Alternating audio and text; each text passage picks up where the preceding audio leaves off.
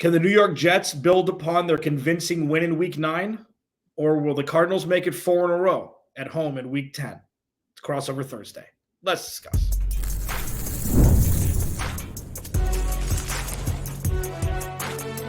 You are Locked On NFL Crossover, part of the Locked On Podcast Network. Your team every day. To the 10th installment of Crossover Thursday. I'm going to throw up. We're 10 weeks in already. This is bonkers. Alex Clancy, Locked On Cardinals. John Butchko, Locked On Jets. Thank you for making Crossover Thursday your first listen, free wherever you get your podcast, and on YouTube, part of the Locked On Podcast Network, your team every day. Today's episode of Crossover Thursday is brought to you by Prize Picks. Download the app. Use code LOCKEDONNFL to win $50 instantly when you play $5. There's so much to unpack in this matchup. A team that they don't play each other very often. You know, there's a lot of storylines surrounding both teams in very different ways. The first segment, we're going to focus on the Jets. Aaron Rodgers, Davante Adams, Garrett Wilson, Breece Hall, Braylon Allen, an offensive line that is borderline Swiss cheesy with moments of greatness, I think is a good balance there. And again, a great defense that the Cardinals are going to have to face. We'll focus on the Cardinals in the second segment, everything going around Kyler Murray and the Cardinals' surprising first 9 weeks going into Week 10 and then past a victory in the third segment. John, I've been looking forward to this crossover more than most for the first couple months because there's so much intrigue, vitriol, and everything in between regarding this Jets team. Where do they stand right now? Let's start there at 3-6. Alex, good to be with you today. And I mean, the Jets, I think it would be an understatement to say the Jets had a crazy month of October. Here's what I'll tell you is that the Jets changed their play colors in October, and that was not even one in the top 3 of craziest things that happened to the team that month. As you know, they fired their head coach, Robert Saleh.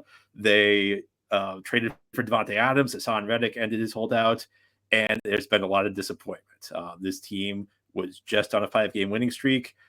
They are, however, coming off a big win over the Houston Texans. You know, is that the start of this team turning its season around? Probably not, but that's all the Jets have right now because this team's 3-6. They have to start winning games, and it was a big win. And that second half was maybe the best half the Jets played all year. You know, you could argue the first half they played against the Steelers on Sunday Night Football a few weeks ago. You could argue the game they played Week 3 against the Patriots, although the Patriots aren't really that good of a team. You know, I don't know if it's the thing that will turn the season around, but you have to start somewhere. And if this season is going to get turned around, it had to begin that Thursday night game against the Texans. They played, if you watch that game Thursday night, that was a bad first half. They only had 32 passing yards in the first half. Houston took a 7-0 lead to the locker room. The Jets were fortunate to not be out of the game at halftime. That second half, though, the Jets finally started playing to the potential that a lot of us thought they had before the season began. So, you know, turning point, I guess this weekend we'll start to find out whether it actually was or not. Yeah. And that's the interesting part about this game is that's for both teams.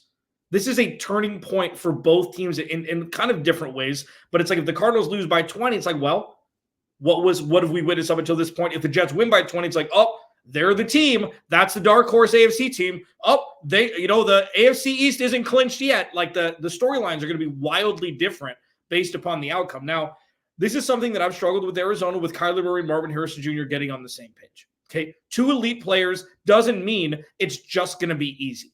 And I think with Garrett Wilson and Aaron Rodgers, they're finally getting momentum with games played together, let alone any sort of positive momentum on the field. I think that those 2 plays, the touchdown catch, which was I would take over OBJ's catch, and then the Davante Adams catch to kind of seal it, those are 2 flashbulb memories that I would take if that's the beginning of a run. Is that overblowing 2 plays, or does that have some merit to it? Again, I think we'll find out more, going forward. I think the Jets would tell you yes. I'm not entirely sure that's the case. You're right. Rodgers and Wilson were not on the same page the first couple of games this season. And it's interesting because last year in training camp, you heard a lot about the 2 of them. You made it sound, the way they played it up last year in preseason, you would have thought they already had the Rodgers Davante Adams chemistry. Of course, Rodgers only played 4 snaps last year, so we didn't get to see that in action. But there were miscommunications. There were moments where Rodgers thought Wilson would break his route one way, and he did not. I think things started to turn the second half of the Jets' Week 5 game in London against the Minnesota Vikings. And in the first half of that game, the Jets were kind of trying to force feed Garrett Wilson the ball, I thought. He ended up with over 20 targets in that game. And I felt like in the first half, it was kind of to their detriment. They were kind of going out of their way to get him the ball, whether it was an efficient spot or not. The second half, you started to see things build. And you started to see the chemistry grow. You started to see Wilson, maybe going to the places Rodgers wanted him to go. And it's grown since then. And now Wilson's coming off his best game of the season where he had and I'm with you. I'm biased because, the Giants are our crosstown rival, but I take that catch over the OBJ catch. And of course, he's got good chemistry with Davante Adams, which did not show up until the second half of last week's game. There was one play in the first half where I think it was called a run play, and Rodgers thought Adams would break his route and turn around, and Rodgers threw it, and Davante Adams was trying to run block. So that's been a little touch and go, but that chemistry between Rodgers and Adams started to show in the second half. I'm not ready to say that this has turned the season around, but again, if you're the Jets, it's got to start somewhere, and if it's going to turn around, last week's game has to be a seminal moment where it happened. John Butchko, Locked on Jets. Alex Clancy, Locked on Cardinals. I cannot believe it's week 10, man. Appreciate football. Appreciate it. Just appreciate it because it's going to be gone before you know it. So one thing that the Jets have been able to lean on with the offense being putrid at times is the defense that is star-studded in spots that are most necessary, namely interior defensive line. Hassan Reddick is back now. Sauce Gardner, all-pro in his first 2 seasons. This is more the side that I'm interested in because this is a side that the Cardinals' strength, the offense, is going to have to go against for, 50-plus snaps on Sunday. Talk to me about the state of this defense and if they can be a top 5 defense the rest of the year. I'll tell you, Alex, it's interesting because, through the Jets fan base, there was a school of thought the last 2 years that their defense, despite having a top statistical ranking, was a little overrated. And I always disagreed with that. This year, I'm not sure this defense is actually as good as the numbers would look. They had a lot of easy matchups in the early going. They faced, a New England team that, couldn't really do a whole lot in that game. And then in the second meeting, they let Jacoby Brissett drive for 2 go-ahead drives in the fourth quarter. They faced a Denver team in a rainy day at MetLife Stadium where there was huge problems throwing the ball. They faced Will Levis week 2 against the Tennessee Titans. Will Levis is a work in progress. I think that's being generous to him right now. They faced the Minnesota Vikings team who moved the ball to them very well in the first half. Then Aaron Jones went down and Minnesota couldn't move the ball as effectively. I'm not sure this defense is as good as its rankings. They've had a lot of issues in a number of key spots in games, most notably that Jacoby Brissett fourth quarter where he drove the ball twice for go-ahead scores on them. Second half against Pittsburgh, they let the Steelers move the ball at will after a very solid first half. And again, that's kind of the theme of the day with the Jets. Was that Houston game a turning point? One big thing was Quinnen Williams started to look like Quinnen Williams. He's not, I got to be honest, he did not have a good first month and a half of the season. But in that game, and I'd say even the 2 weeks preceding it, he started to look like Quinnen Williams again. Sauce Gardner, who you accurately say, he was a first-team All-Pro his first 2 years. It's not just that he's not having a Sauce Gardner caliber season. He's having a bad season. He's been beaten on a number of key plays, and he also is, he never tackled well, but teams are really starting to go after him in the run game. Teams are really trying to run the ball outside and force Sauce Gardner to tackle in space. That's just not something he's good at. So, he's not performing as well as we'd expect him to. So, I don't know this defense is quite as good as the numbers would suggest. And I think a big part of that, their big guys haven't played like big guys. Quinnen Williams is starting to turn the corner, though. So I think that is a positive for the Jets. But there are some other talented players. Quincy Williams was a first-team All-Pro at linebacker last year. Quinnen Williams' his brother, sideline-to-sideline guy, big hitter. DJ Reed, the number 2 corner behind Sauce Gardner nominally, having a fantastic season for this team. Michael Carter II, the slot corner, a top slot corner in the league. So there's still talent. This defense, I don't think, despite the numbers, I don't think they played up to their potential, but I think there is a lot of potential with this unit. Yeah, I'll tell you what, if there's one team that will run at Sauce Gardner, it is the Arizona Cardinals. Because that's been their staple, regardless of who their quarterback is, regardless of who they drafted number 4 overall. This team runs through James Conner and everything trickles down beyond that. Alex Clancy, Locked on Cardinals. John Butchko, Locked on Jets. Crossover Thursday here. Cardinals under a microscope. Next, And yeah, it's going to be fun. Crossover Thursday.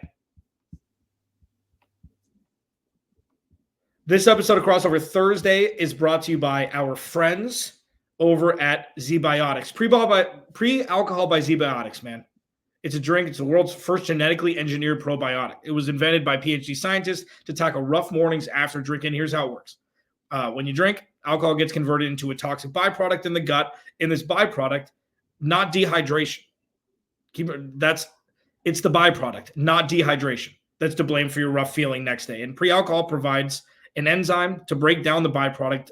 Just remember to make ZBiotics your first drink of the night. Drink responsibly, and you'll feel your best tomorrow. Like, the fact that you can have something like this before going out and having beverages so you don't feel crappy the next day, it's an absolutely beautiful thing. Go to zbiotics.com/LockedOnNFL to learn more and get 15% off your first order when you use Locked On NFL at checkout. ZBiotics is backed by 100% money-back guarantee, so if you're unsatisfied for any reason, they'll refund your money. No questions asked, man.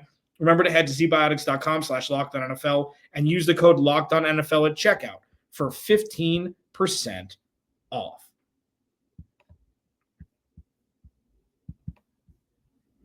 It is Crossover Thursday here. Alex Clancy, Locked On Cardinals, John Butchko, Locked On Jets. Two teams that have been fascinating this season. Different reasons, not all good, not all bad, just different reasons. John, put me under a microscope. What do you want to know about the Arizona Cardinals? Why have they been so fascinating this year? Take us through it. You know, when the last regime was fired, Steve Keim and Cliff Kingsbury, they were fired at the end of the 2022 season. One thing that was very obvious very early into the 2023 season, even without Kyler Murray, was this team is collected, they're cohesive, they're a team, there's culture there, and they're prepared for every game. And then what sprouted from that going into the offseason before this season and this season is all this team has now is possibility and opportunity. And that's something that was not there so much with what I call the restrictor plate that was Steve Keim in the last regime. So the fascinating part is they don't really know who they are yet, but they're really starting to figure out quickly what their identity is. It's James Conner, it's Trey McBride, it's Kyler Murray, and then they're trying to pinpoint where Marvin Harrison Jr. fits in there. And it's just kind of like a baby giraffe just being born, where they're like, they've got this power, they've got this height, and they just need to figure out what it means and how to use it. And then on the defensive side of the ball, they're a year away from real relevancy, yet they're playing out of their shorts, blanking the 49ers for a half in the second half with that win, blanking the Lions in the second half where they lost by a touchdown there, and, you know, completely thwarting any sort of plan that the Bears had this past week. Like, we don't know what it is yet, but we know that there are great things possible if molded correctly. That's the best I got. Who are some of the key guys on defense for this team? It's interesting that you ask. It's the younger DBs because the pass rush has been somewhat non-existent. BJ Ojulari, second-round pick out of LSU last year, tore his ACL in camp, and it was already a thin group to begin with. Darius Robinson, 27th overall pick out of Missouri, hasn't seen the field yet, was on IR to begin with, and the practice window was open, but, you know, his mom passed away about a month ago, and he had another lingering injury, so he hasn't seen the field yet. And it's been Garrett Williams, third-round pick 2 years ago out of Syracuse, and Max Melton, a second-round pick out of Rutgers, that have kind of been shouldering much more of the load on defense than we thought, coupled with Budda Baker and Jalen Thompson, who are the mainstays over the top. And then Mac Wilson and Kazir White, two very under-the-radar signings over the last 2 years, have really, really proven to be the heartbeat of this defense in the middle of the field. Now, the Jets are having an uncharacteristically poor season on special teams. How are special teams over in Arizona? Chef's kiss. It's the wildest thing. You know, Matt Prater went out. He's on IR. Chad Ryland, who made, I think, 50% of his kicks last year with New England, has come in and made 3 game-winning field goals in the last 5 weeks now. Blake Gillikin is a second-year guy, I believe, punter. He's one of the most efficient punters by every metric in the NFL. And then you've got a guy you bring in, you know, fantasy football people know him from when he was actually running back, but now he's just a special team savant. And DJ Dallas over from Seattle, who's a kick return guy. He had the first kick return from the new kickoff setup earlier in the year. It's been something they haven't had to worry about. So it's like kind of like the offensive line. It's like if you're not talking about special teams, they're doing a good job. We've been talking about special teams a lot for the Jets. Let me bounce back a little bit. You kind of mentioned maybe they're trying to figure out how to work Marvin Harrison Jr. into their offense. What do you attribute some of the struggles to, and where do you see him eventually filling in? I think you could do a 33% split between Kyler Murray, Marvin Harrison Jr., and Drew Petzing. I mean, I've defended Drew Petzing, the offensive coordinator of the Cardinals, because you've got your offense. It's boring. It's 1980s. It's run. It's tight end. It's play action. It's take shots down the field in timely spots, and it's eating clock and long drives and things like that. How do you put a sports car on the outside and have that just fit? Like, it's not just like this natural progression of a young star receiver who's, he used to get all the targets in his entire life. He'd walk on the field, double coverage, who cares? Jump over and catch the ball. And that's why he was number 4 overall. They're starting to figure it out in the sense where they're making it more organic and not forced. And we saw that in Miami, where he had a lot of time. I think he had 7 targets, 6 receptions, over 100 yards and a touchdown, but it was organic. It was in the offense. And that takes time. You said it with Aaron Rodgers and Garrett Wilson. It takes time. And we're finally starting to see that, he's a part of this offense. He wasn't drafted to be this offense, which is a beautiful thing. He's not Malik Neighbors. Malik Neighbors is going to have better numbers than him because he's the offense. And Marvin Harrison Jr. doesn't have to be that, which is a beautiful thing. And I will say one thing as I'm going long-winded about this because I love this. 2 out of the most important 3rd/4th downs of the year. 1 4th down in San Francisco on their last drive. He targeted, threw the ball, and completed a very tough pass to Marvin Harrison Jr. In Miami 2 weeks ago. 3rd and short to extend the drive for that will inevitably be the game-winning drive. 3rd and short, found Marvin Harrison Jr. on the same play, completed it, moved the stick. So it hasn't been wowing with the numbers every week, but when push came to shove, when you need a completion, he's gone to MHJ. What are the returns on the coaching staff so far? I know it's not a new coaching staff, but relatively early in their tenure. What do you think of them? I think it was the perfect pivot from Cliff Kingsbury. Now Cliff is having a great year as an OC. He's an OC, and he can be a great OC. He's not a good head coach. And I think Jonathan Gannon got all of the pushback from the Super Bowl loss when he was the DC in Philly when Kansas City came back. And he had that fighting against him. He comes over, and he's been a consummate pro. He's a player's coach who's also an enforcer. He's a history teacher. Cliff Kingsbury was a PE coach. You need somebody who has that, CEO mentality, but he's a football nerd. He has scouting in his backgrounds, which is a huge deal. And then Drew Petzing and Nick Rallis have been great compliments. So I have 0 notes so far. The play calling has been questionable at times. The on the field, timeout calling, things like that for a new coach at times, but by and large, it has been an excellent experience thus far. Well, the Jets will be on another coaching search soon, so they'll certainly be looking for a coach, good coaches with those qualities of themselves. Yeah, it's interesting because the Cardinals are so raw. They're such an amoeba. It's like it's a ball of dough that hasn't been baked into anything yet. So that was something that went to his advantage. Here's a fun stat. They retained less than 45% of the players from 2022 into 2023. So it was a real hard reset, and these guys I think they've handled it very, very well. So what are the paths to victory, though, for both of these teams going into a pivotal matchup in Week 10 for both? We'll discuss it next. Crossover Thursday here. Be right back. This episode of Crossover Thursday is brought to you by our friends at FanDuel. Get ready to tackle the NFL action with FanDuel, America's #1 sportsbook, because right now, new customers can bet $5 and get $150 in bonus bets if you win. This FanDuel app gives you everything you need to place live bets on the NFL all in one place. So say you want a little extra information, okay? You can check out the latest stats, view live play-by-play, and so much more on the same page where you're placing your bet. So you don't have to have 5 different Google tabs open to see stats. It's right at your fingertips. It's never been easier. Just visit FanDuel.com to join today. You'll get started with $150 in bonus bets if you win your first $5 bet. That's FanDuel.com. Never waste a hunch and make every moment more with FanDuel, an official sportsbook partner of the NFL. And today's episode of Crossover Thursday is brought to you by our friends at Prize Picks. Prize Picks is daily fantasy made easy, man. They've got over 10 million users, billions of dollars in awarded winnings. All you have to do, you pick more or less in the projected stats. You pick 2 players to 6 players. You win up to 100 times your cheese. It's never been easier to play daily fantasy sports. The app, super clean.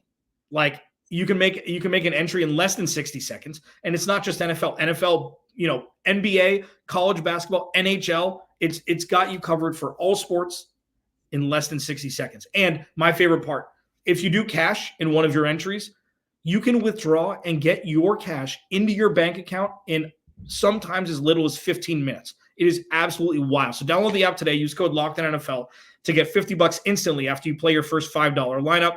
Download the app today. Use code LOCKEDONNFL to get $50 instantly after you play your first $5 lineup. Prize Picks. Run your game. All right. Crossover Thursday. This has been fun, John. Pivotal is an understatement for both of these teams. The Cardinals, people are looking at like you said, why are they so fascinating? Why are they 5-4? And then you look at the Jets, and I picked the Jets to win the AFC East to start the season. It seemed like, to me, and I've not been an Aaron Rodgers fan for the entirety of his career. You can respect and appreciate greatness while not liking the other stuff. I still choose him to win one game over Josh Allen.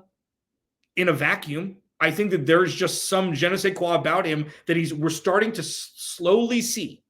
It's been a slow burn for you. It's been more fun for me. Like that second half against Houston, I'm like, oh, if that happens 80% of the time the rest of the year, they're making the playoffs. So pass to victory, John.